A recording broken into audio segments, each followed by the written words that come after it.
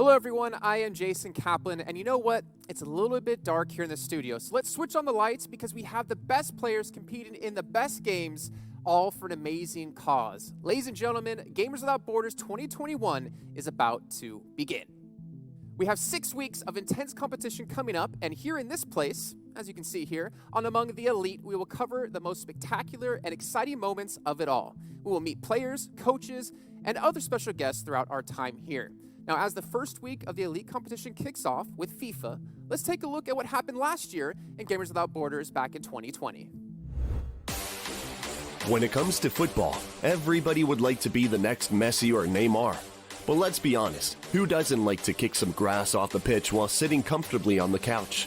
That's why we here at Gamers Without Borders gave that opportunity to the best pro players from around the globe, as well as our invited guests, to see who's the FIFA Ultimate Team Champion.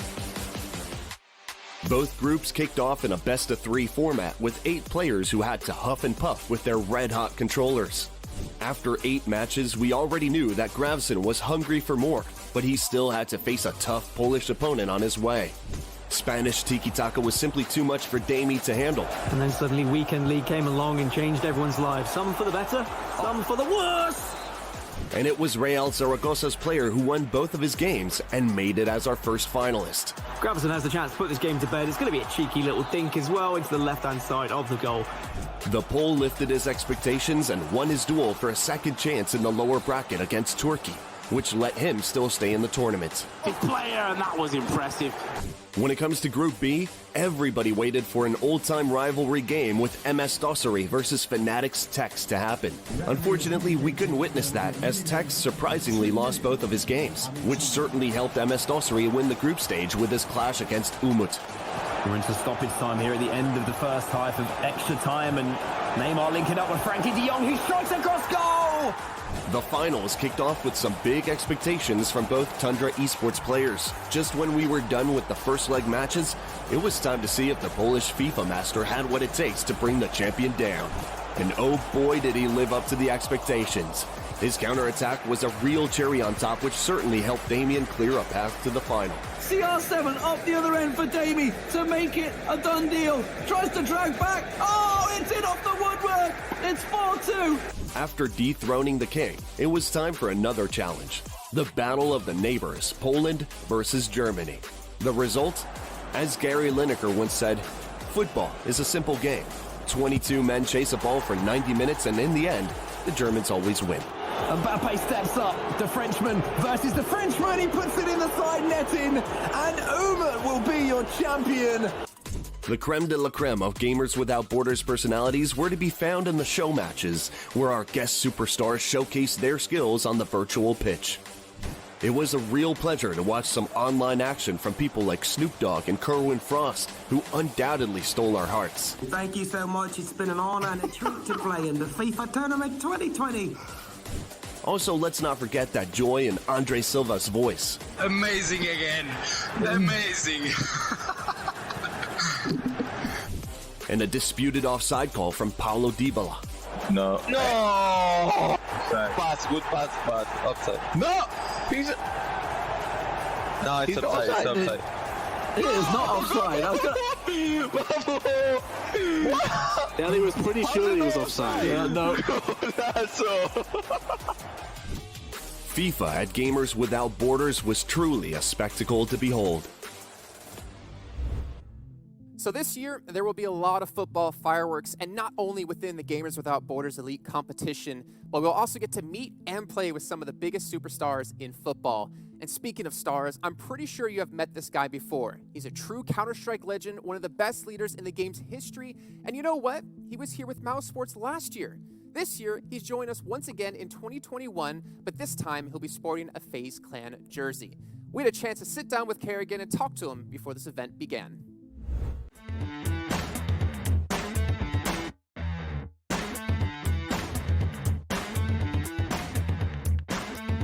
Yeah, since I joined FaZe Clan in February, we've been through a rough road, you can say. The results haven't been what we actually want to have, not at all, right? So not even minimum goals was reached. So yeah, it's obviously a completely new beginning for the lineup. I bring a lot of game plans, the way we need to play, the synergy between teammates, and it hasn't been what I wanted to be, and people have to adapt to the way I call and find their role within the team. We also had some role clashes with some of the players, so trying to put them out of comfort zone and figure out how can we play best CS, right? Yeah, Coursera is leaving a big gap to fill, right? I think he adds a lot to a team out there. But what you want to do is when you have to have a big player that you have to replace, you don't replace with the one-to-one same player. You have to figure out, okay, what was Cole good at, who can replace that, and what was he's not so good at, right? No player is perfect. So that's what we're trying to figure out, that, okay, by Cole leaving us, we can have another guy filling some other gaps, which maybe makes the team better, maybe worse, we don't know, right? We have to adapt as a team. Sometimes you miss some players, right? You always have some relationship built up with them. I think I've talked good about all the players in the team, right? So it's not really the team I'm leaving in that sense, but also new challenges, right? I'm an in-game leader who likes to work in a specific time and amount with some team and achieve the best results I can. And yeah, I knew FaZe is going through a rebuild, so I thought that was very interesting, and I had a really good relationship with the org owners, so I knew what I was coming into. It's not like it was a completely new place, right? New organization, but it's kind of felt like coming home in that sense.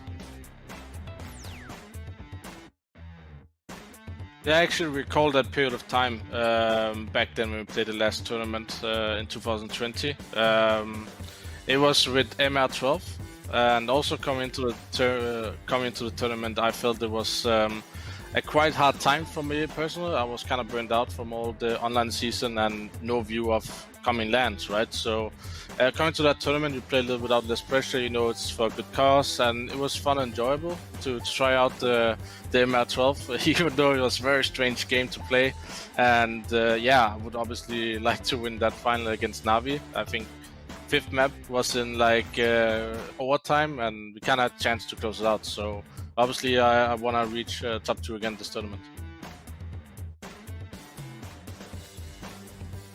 I think one of the main things when you go into a show match or tournament for a good cause is you want to show off, right? And I think we delivered that final with really close matches, and I think that again that's the main thing when you come into a tournament like that. It's for the good cause, right? And for me, that was the most important thing from last year, that it went to something, and we tried to win to donate the money to the place we wanted to donate, right?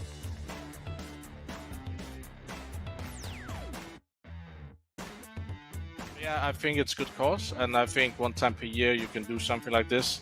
But obviously, if you do it more times per year, the schedule is gonna build up, right? So if you know in ahead of good time, I always think it's good to show something to community, but also the community donate, whether watch some of their favorite teams play, right? So that all makes sense in some regard that you do it one time per year.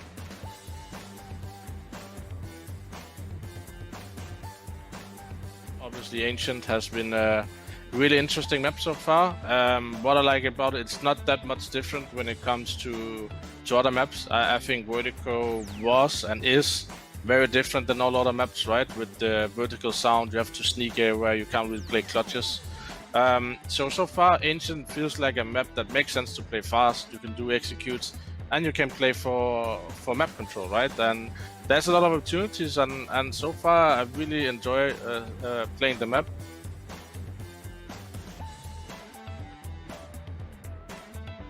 Yes, we can make it to finally play good CS.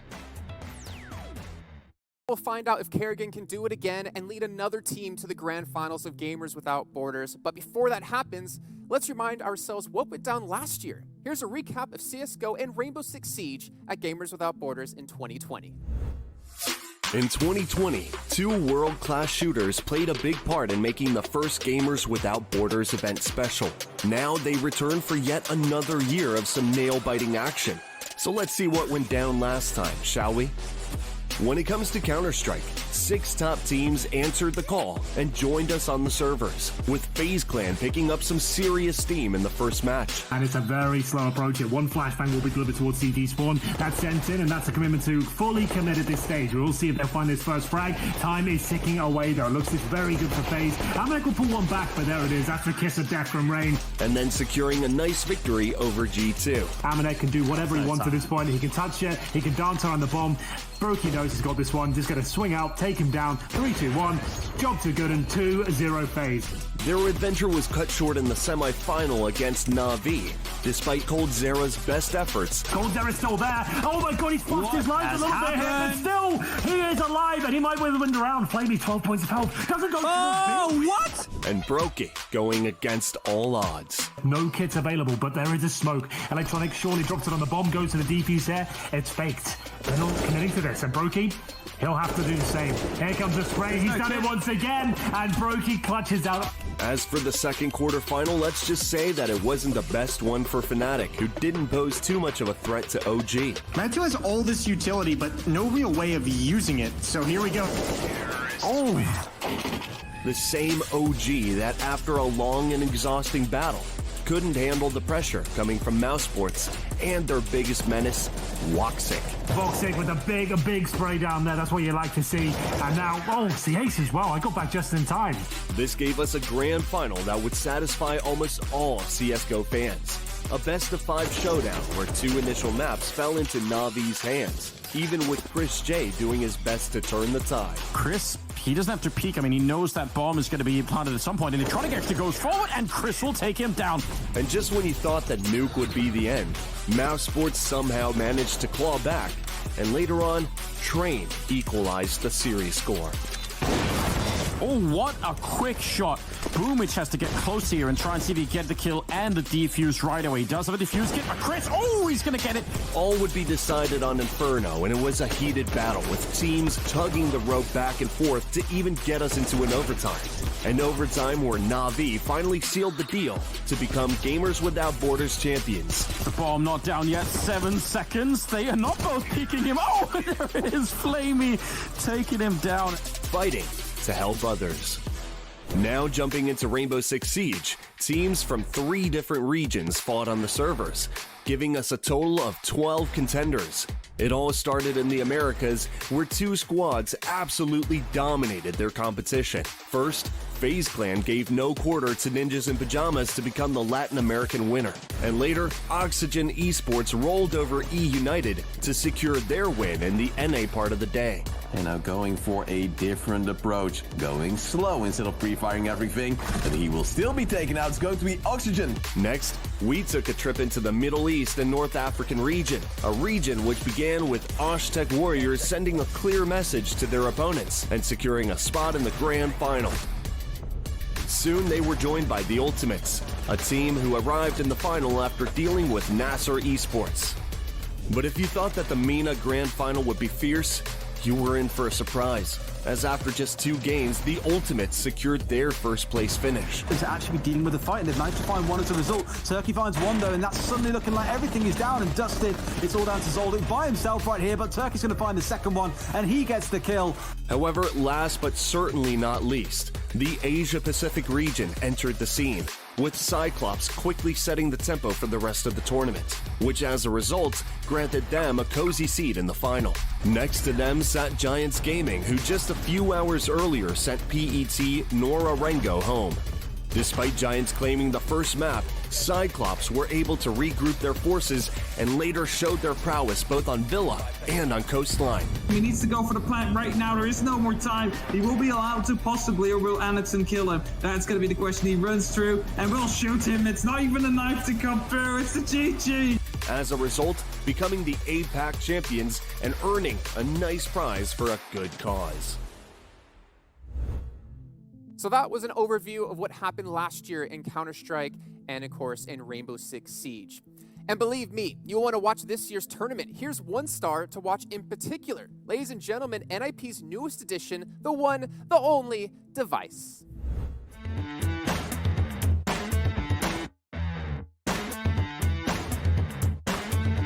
So yeah, the adventure here at NIP has just begun. I feel like there are a lot to learn with the language still for me, and I would say I'm settling in really well with the guys, and we're having a lot of fun. And in general, I am enjoying my time, but I don't feel like I'm at the level I want to be at individually as a player, and I still trying to figure out Mirage and then also Ancient now. So yeah, I would say that like I'm happy and I'm doing better and I'm learning a lot, but I still know I can do a lot better than I'm doing right now. The main differences I would say is basically the play style. Hampus is a different in-game leader to Glaive in some ways, and is similar in other ways, but I would say that we play a more explosive gameplay and style here than in Astralis, and that's probably the biggest difference within the game. I would say that I'm also playing with a lot of more young players now. I'm the oldest one in the team by far, which is something I've never tried before, so those are probably the biggest differences. If I had to come up with one thing I would like to see more of that we had in Astralis, probably the calmness, but it's hard to say, right? Because the stress levels are going to be different on LAN and stuff. It's always fun to try different aspects of that. I like Astralis was not only just my teammates, but my friends and family in some way, right? So of course I miss them in a lot of ways, but we didn't have the same social environment because we were not traveling for tournaments because of COVID. So I'll get that social aspect when we'll see each other at tournaments. There's no bad blood there. But yeah, of course I miss the guys.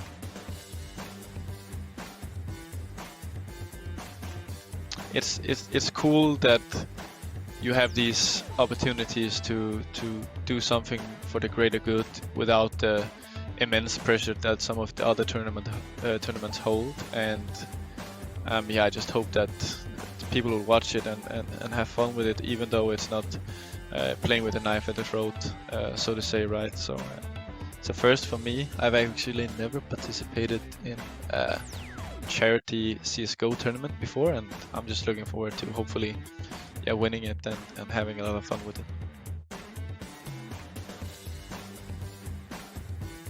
In general, it's just a cool aspect of the world, in my opinion, that you're able to give money away for charity, right? But I also think that actively making the right choices and decisions as a person for the environment and for everything is really important. So yeah, it's cool. Love charity. Don't like to talk too much about it because I think that it's something you should do out of choice, if you say so, and without getting any praise for doing it.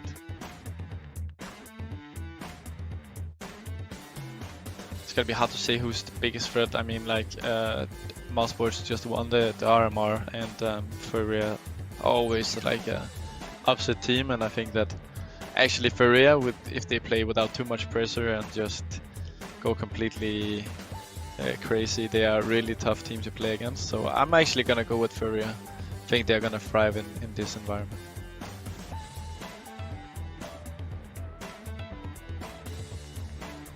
I mean, looking at our team as a whole, we're definitely gonna have had more time to practice, and I think that it's hard to say like which teams are gonna be in the final. We definitely have equally a big of a chance as any of the other teams, if not a bigger chance. I think that we're putting up great results in practice, and in general with the short time we've had, we're doing really well. So it's not that I expect us to win the whole thing, but I would like to see us in the grand final. Well, Device, we're also excited to see who makes it into the grand finals of our Counter-Strike competition, which kicks off in week 2. But before we can really even get to that, let's take a look back at last year and our best plays coming in from the CSGO and Rainbow Six Siege event. Played it well, looking for his third. Simple starting to wake up now, but still, it's going to be up to Brokey to try and bring this one back in their favor. P250 has drawn the perfect weapon to take that Perfecto. Low HP, could find Boomage as well. I think he gets his kill, Chad. Looking for the quick scope now, and this is where Brokey shines. If he can show us another clutch here, it would be absolutely fantastic. 2 versus 1 right now. Pressure is on. Time to work with. Smoke deployed. And this is where he can do something with this.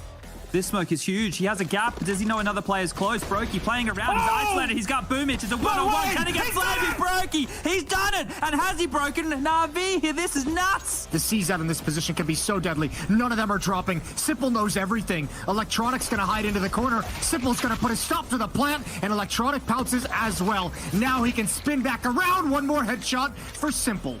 He's down to 1 health, but somehow still alive, and he's going to get another one, taking down Chris. What a magnificent triple quad at the end on a single point of health. What a god.